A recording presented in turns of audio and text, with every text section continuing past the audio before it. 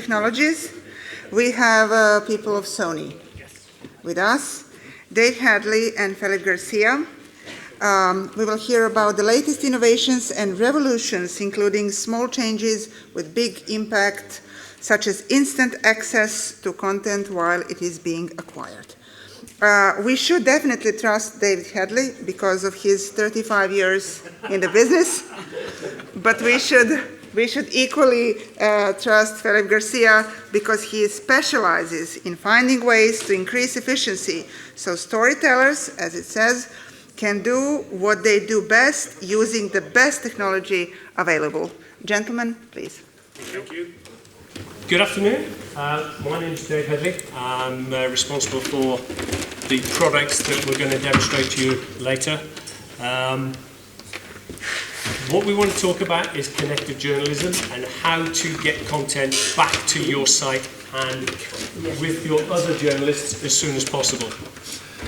I don't really want to start talking about technologies. In my experience, if you put 10 engineers in a room, they'll start having an argument about whether Android or iOS is the better application.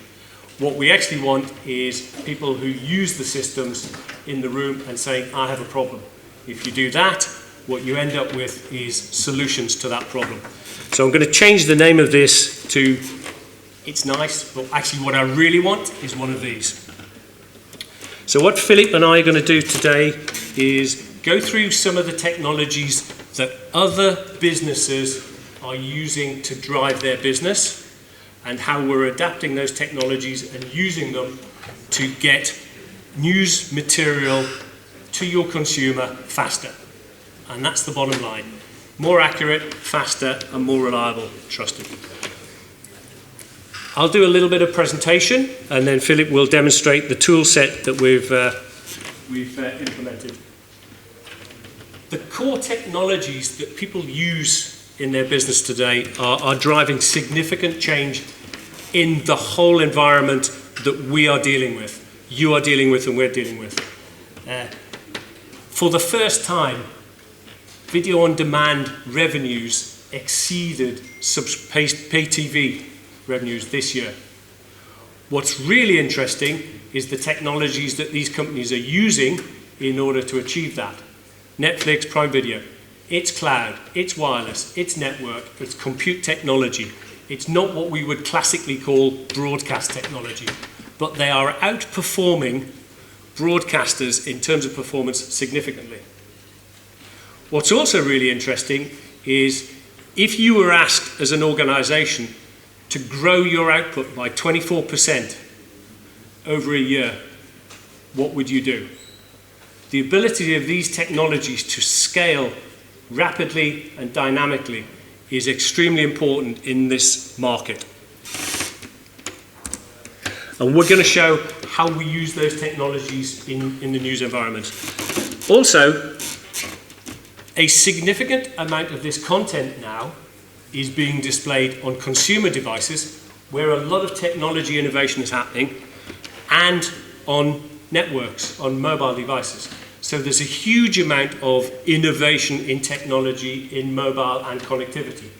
And that's also really important to us as an organization and to you as an organization. And the environment you're working in is changing dramatically.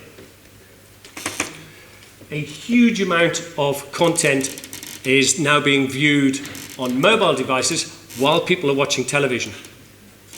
A huge number of your audience don't actually watch television anymore. They get their content from mobile devices or websites, as was shown earlier.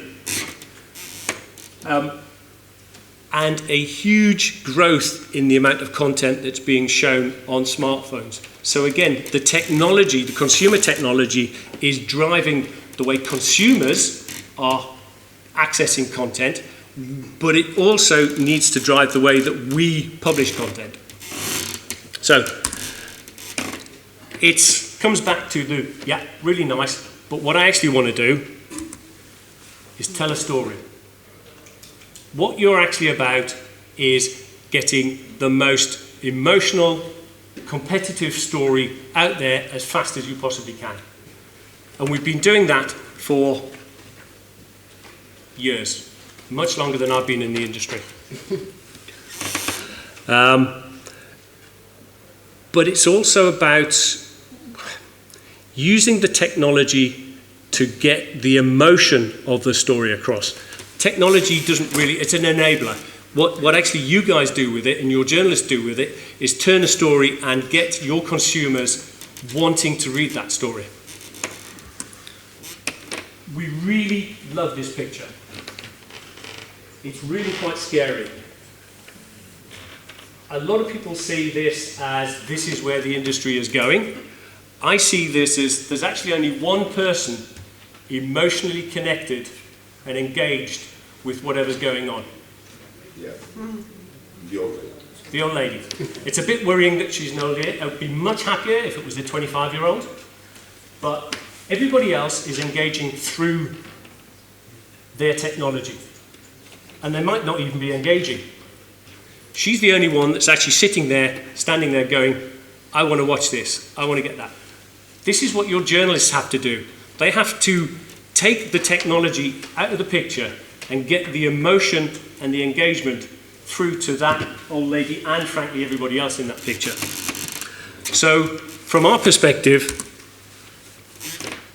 the technology has to allow and give journalists the freedom to tell the story emotionally, properly, and accurately. And that's fundamentally it as far as we're concerned. Okay, what does that mean for us? We think that is driving something that we call, was it? The decentralized newsroom. You don't actually have to be sitting in the office to be publishing your story now. The connectivity, the technology allows you to be anywhere and publish your story. So we are building tools that enable that. And we'll be demonstrating those in a minute. We have a tool for connecting cameras into production environment. And we have a production environment that is cloud-based so that you can access content anywhere. And Felip will be demonstrating that from his laptop here. This laptop, in fact. Okay. If we've learned anything from what's happening with mobile phones, we should understand that a camera is not just about the pictures anymore. And that's one of the things that we really need to move away from. A camera is about connectivity, it's about storage, it's about metadata, it's about location, it's about a whole host of things that actually, when you package a camera on a phone, you get. When you look at a camera that's a professional camera, we are lagging behind that connectivity these days. And I've got one of the guys actually with a camera, one of our professional cameras, which has wireless connectivity, which again we'll be able to show how that pushes content into a platform that allows all of your journalists access to that content straight away, much as if they were pushing it from the phone. So you get, from a camera, status, streams, pictures, moving pictures, audio, etc., proxy and configuration. And you have your separate production system, which has a whole host of workflows.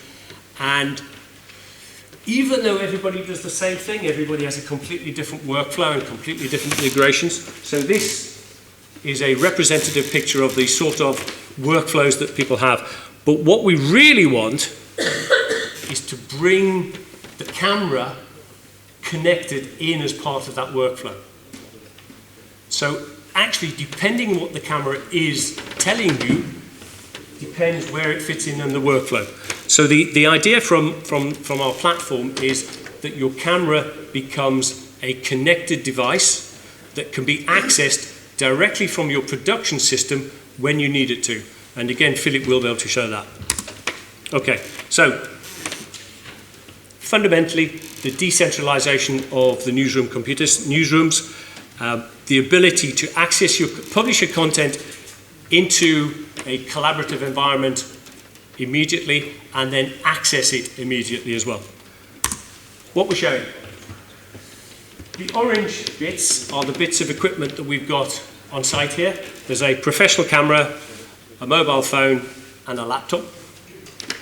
We have two systems running in public cloud, AWS, both in Ireland I think, Yeah, I think so. that are connected together.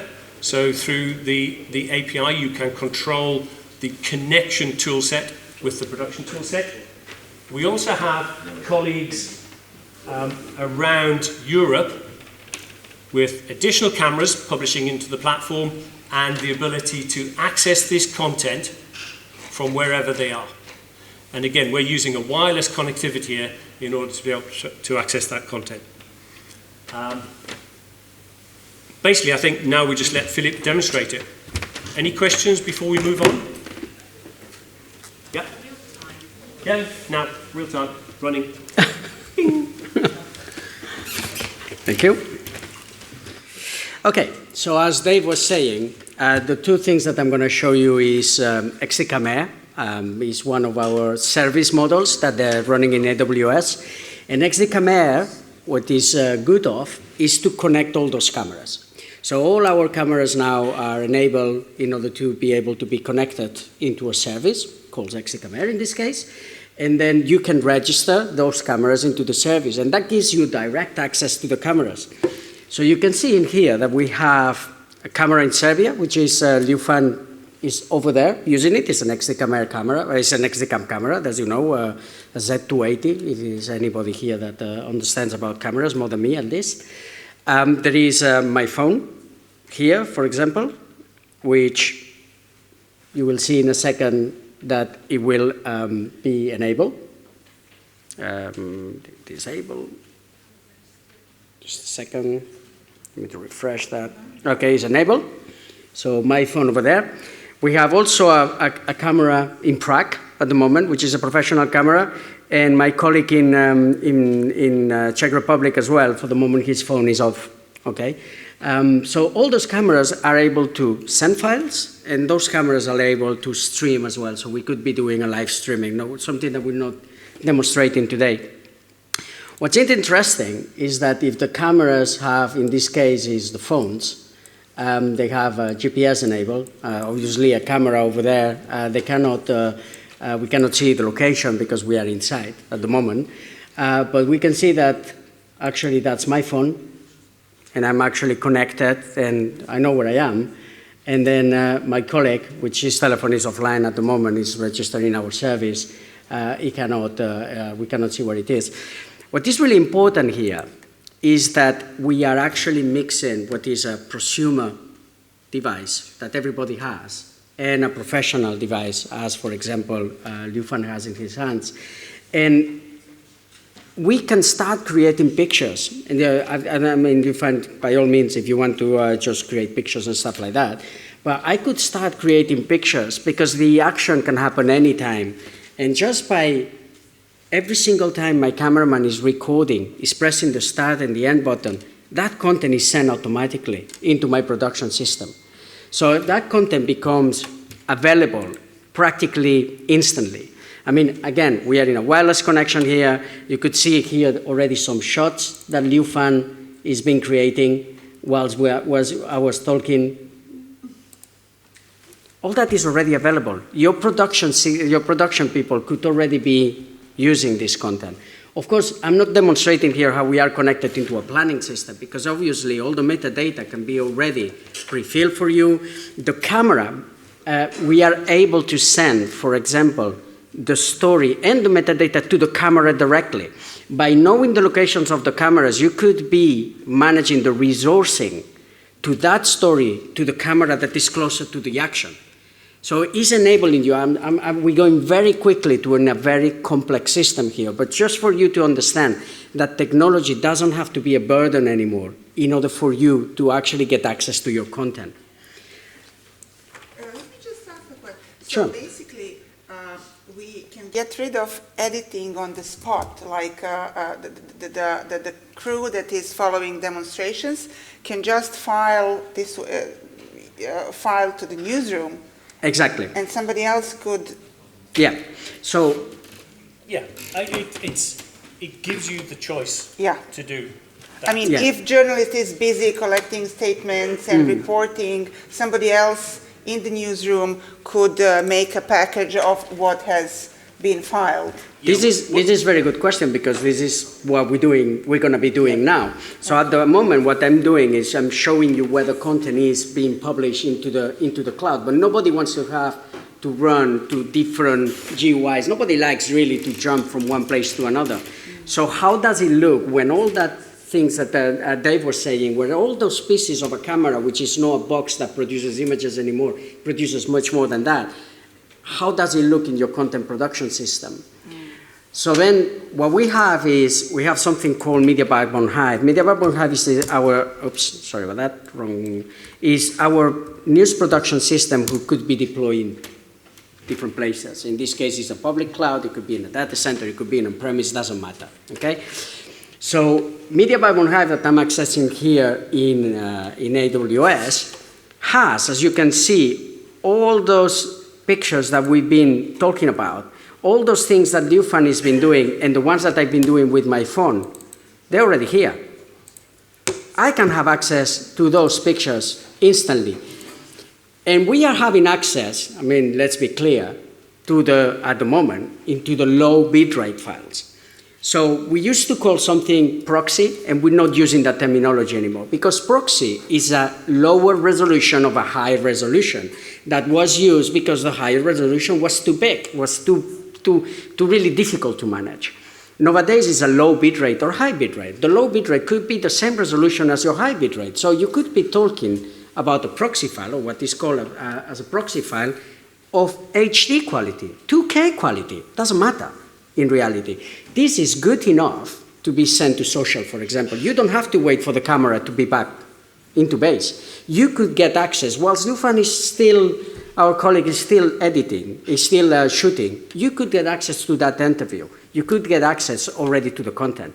That's the interesting part. And as you can see here, actually, the quality, I mean, the projector is out of focus, but the quality is actually pretty good, okay? So this is how a representation of all the content is here. If you want then to prepare all your pieces, if you want to start editing, you can. It's no problem about it. So in this case, I will be accessing, in this case, all my content, okay, in my web editing tool that I have included into the system. I could get access to all those pictures that we've been doing. I can put them in a very easy way into the timeline. Okay, I can play them, I have sound. I could even be, I'm gonna try to go very fast in here, so I'm not an editor, so you have to excuse me if there is any editor in the public, okay? I could be doing, where are my videos here? We could be looking, for example, mixing up with my own local content. In this case, let's say, look, I'm even gonna do a fade here. Okay, fade here, I'm gonna make this video a little bit shorter, okay, so we don't want to be here all day long. Just a second, okay. Oh, demo effect. Okay, no problem about it. If our web browser crashes, like is in this case, okay, we will be able to recover the edit as it was, which is something that is actually quite powerful in a web editor, as you can see in here, okay? So I'm not gonna do too much stuff, okay? So we have our content there. Have you done it intentionally or? No, I haven't done it intentionally, I have to be honest with you. I haven't done it intentionally at all. No, he's looking suitably embarrassed. So Yeah, exactly. So anyway, this is just an example. We could create some effects. We could even add titles. For example, I could create a title and hello, Serbia, for example. Okay, could change the title on the side, and I could even add, if I wanted to, I could even add a logo, for example. Let me to add a logo, and then that will be it. And I think it's worth pointing out while he's doing that, that this is running wireless from his laptop to the cloud, all the content sitting on the cloud, doing a full edit, and then publish. And whilst I'm doing that, Dufan is still sending content, and I'm still getting content into the system, as I will show you in a second. Okay, so you can see that I have all my content. I can change my logo. I can change the size of my logo, and I could, if I wanted to, publish that content to Facebook, for example, directly from here. So I can create my story. I can create a voiceover from the web editor itself. I mean, I don't know if I have a microphone now, or it will recognize a microphone and it says allow. Whatever. Sorry to interrupt. Does the web editor work on mobile? Yeah, yeah. In mobile phone. Either tablet or mobile. No, what we're actually seeing is that most journalists have their own preferences for Yeah. the editor on their mobile app, and actually we don't want to start competing with that. So what we have is you would use your preferred editing platform or tool, and then publish that package file into Hive at that point. Yeah. So in this case. Again, we can integrate with anything you want. In here is more because there is a tight, let's say, there is a tight connection between, let me just do this so we have it, Facebook. Yeah, so basically there is a tight connection between, you have to think that here we don't have an NRCS connected at the moment, we don't have a planning tool connected at the moment. The web content management is a MAM, is a PAM.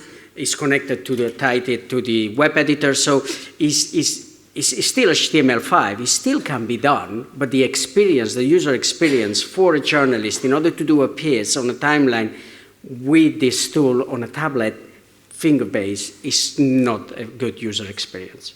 Okay, so in this case, I don't know how long it's going to take for Facebook to pick it up, but I mean, I done other tests before. And we have to wait, but I have sent the content to publish into Facebook, and it's just by how long it's going to take for that content to get there. Sometimes it's 2 minutes, 3 minutes. I mean, we are bound on time here. So, I mean, if it gets there, well, we do some questions if you want to. So in summary, what is very important that you understand is that you can get the content very quickly into your own production system, or even the journalist could be sitting here whilst everything is happening. All the pieces can be prepared here. You could be connected to your NRCS. You could already be preparing your content, and you could send out the content to social. If you didn't want to send it to social, and what you want is a high resolution file, whatever, what we can do is to connect to a Premiere, for example, or to our own editor. You can exactly do the same, and at the moment of consolidation, through XD Camera, we ask the camera to send us the high-resolution files that we need at that specific moment. For example, if you register it into on air or something like this. All of that without the camera having to be back at base, your cameraman be back at base, and the journalist doesn't have to be back at base either. All that can happen. Something that I forgot to mention, but I think is quite interesting, the remote camera. If, for any reason, your journalist, your cameraman, has forgot to switch the function of auto-upload, for example, or is, for some reason, not pushing the proxies into air, something that cameramans don't like too much, the cameraman, is that actually I can go to get any of the cameras. So in this camera, I'm going to go to Liu's fan camera over here. I can start to see the camera as a content, as a storage attached device, which means that I can see the assets that Liu fan has into the camera, and I can force from here, now you send me that content. And I'm telling XD Camera to tell the camera to give me the proxy because the cameraman hasn't given it to me yet. So it's actually pretty powerful in order to get access to the content whilst it's being produced. Can you access these files while he's shooting? You can access these files. On some cameras, yes. There's some functionality that is using the same platform in the camera. Yeah. So on some cameras, no, but on some cameras, that yes. was my question, because Radio Television of Vojvodina, I don't know if you know it, is building a new building, and I guess if you have a new modern building, you should have modern stuff inside. Is this an issue of both hardware and software, or just to be able to perform this? Do you have to have particular cameras, or is it just the software that runs all the equipment and positions? You mean on the camera side or on the XD Camera side? So the cameras, there are some cameras, and I think we've borrowed one of your cameras. Okay. Yeah, So that- I think that's one of your cameras, actually. anyway. So the Z280 is one of our latest cameras, and it has all of the functionality built into the camera. We have other cameras that are older cameras, and you can get a little pack Okay. that will So it connect does up. depend on the equipment you have. So it depends in some cases on the camera, the cameras that you have, yes. Every single one of the latest ones, and let's say for a year back, with backwards compatibility or whatever, they are all able to send content wirelessly via dongle or via Wi-Fi. In this case, we are connected via Wi-Fi. And of course, strong network. Yeah. Yeah, through the network. For mobile devices, like the application called CIRCOM Pocket is something that works in iOS and in Android, and then you just have to install it and then register it in the service. XCOM is a service that is given, is in the cloud. You don't need any more than an enabled camera and a service. And a subscription. That's it. It's pretty cheap, actually. Then the integration with the production system, that's something that we do via API. In this case, we are integrated in our production system. We are looking to integrate in other production systems. What about live broadcasts? The cameras are enabled to do streaming, so we can do So live. if I stand in front of the camera, if we are in the system, I can do a live broadcast from here and it goes directly on air? Yes, we could. So the stream comes from the camera, it goes into XDCAM Air, and you can either connect out to a box that will generate SDI, or you can take an RTMP stream that could be recorded in the production system for further editing as well. And you said the delay is just... So the delay to the SDI box is about 1 to 1.5 seconds. And that means it will be how many seconds in the final when it gets... 1.5 seconds. So that's from when the cameraman shoots to when it hits the SDI out. Oh, okay. Wow. Questions? Yep. Just wait, why don't you wait for the microphone? I won't stand. Thank you for the presentation. It's really impressive. One of the things that we hear from the people from the field is that often when action happens, that is where many other people are on the spot. Mm-hmm. So you have to have some kind of preferential access to the network capacity in order to be able to do that. So do you have any advice how to actually deal with that situation when the network doesn't really perform? What do you do then? Record it on the camera and then find a fast network. If your network is flooded because everybody's taking shots, then that's a struggle. The way most broadcasters do it is they'll work with a live view pack or something like that, which is multi-SIM. But generally, you plan where you're sending those packs because you don't have a pack for every camera. And usually, that's fine. But sometimes, you've got a journalist with just a camera and not the pack. Darko is actually advertising EBU services, right? We do, and we won't get into competing with the multi-SIM backpacks. That's not what we want. But we do, some of the new cameras do have a dual SIM, which gives you a little more robustness in that area. Okay. Yeah, there is a question over.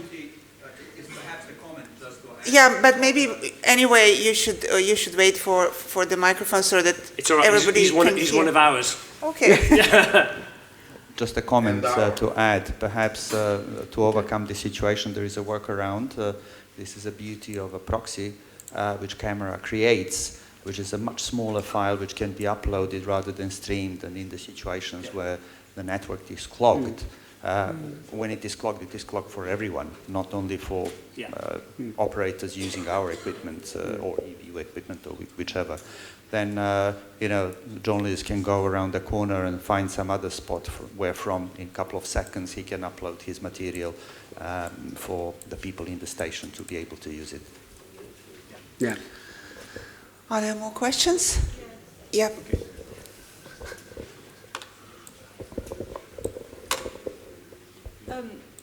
what do you see as the most important sort of real situation application for this? Where do you think it would come into its own in a news gathering situation?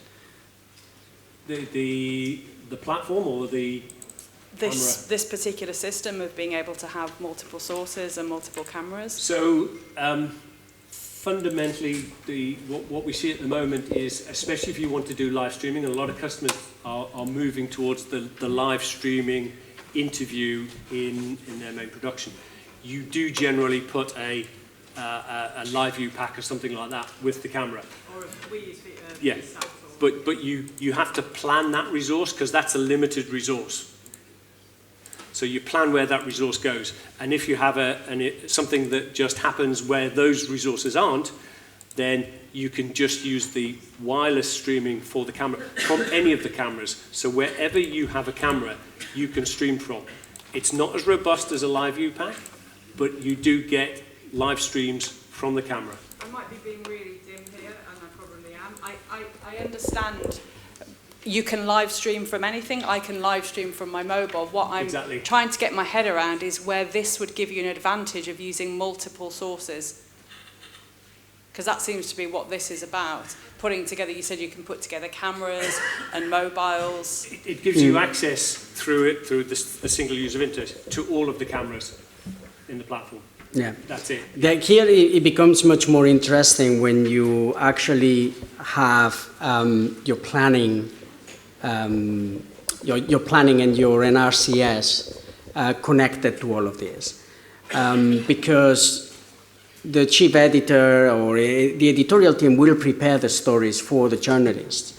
And all these metadata, all this planning, all the placeholders that are created in the production system will already be there waiting for the content. The content will go to the exact place. The cameraman doesn't have to add all the metadata into the camera itself. It's automatically pushed to the camera.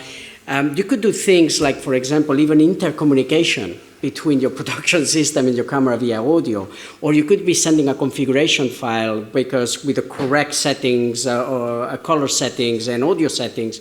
I'm just saying things that not everybody is using, but it's limitless, really, how you can configure your cameras and the content and the metadata that you can send to your camera. So we do know when customers have a lot of cameras and a lot of material is coming in, it usually goes into a central area, and then ingest people or import people have to then put it into the right folder so the journalists can see it. If you've pushed the metadata to the camera, then the system knows where the file should go.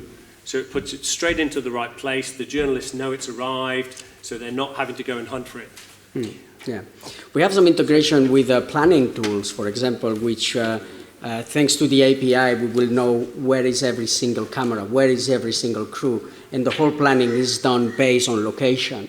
And the content is automatically pushed to that specific crew to go to a specific place, for example. So it's...